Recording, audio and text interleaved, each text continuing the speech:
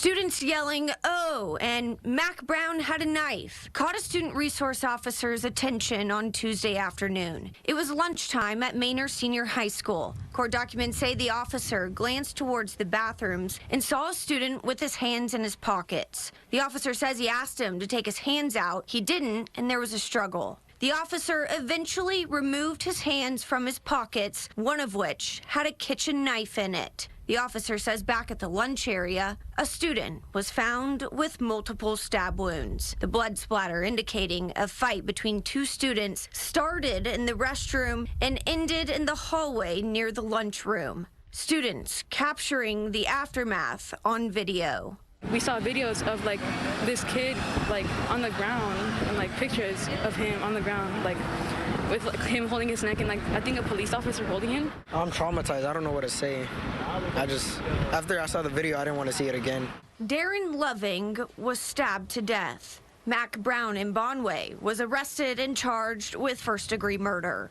Once everybody got the news, we were all automatically shaken up. So we're all thinking okay, I can't just sit here and focus on this screen when I know somebody literally near us, it got hurt. The school was placed on lockdown. Students were sent home early and classes were canceled for the rest of the week.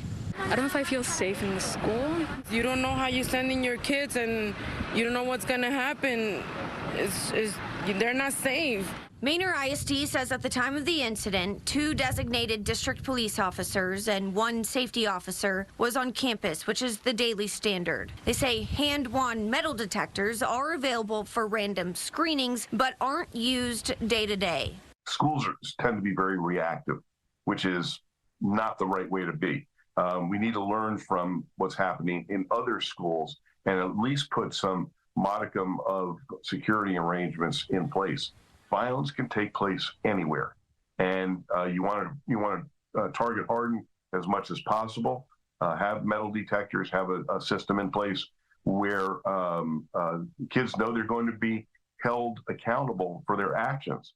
The district says since the incident, they've reviewed their security protocols and are evaluating additional measures like enhanced screening procedures, increased security staffing, and additional training for staff and students on conflict de-escalation. I also want to make sure that going forward, if anything like this ever happens, that they have plenty of protocols in place for the safety of the kids.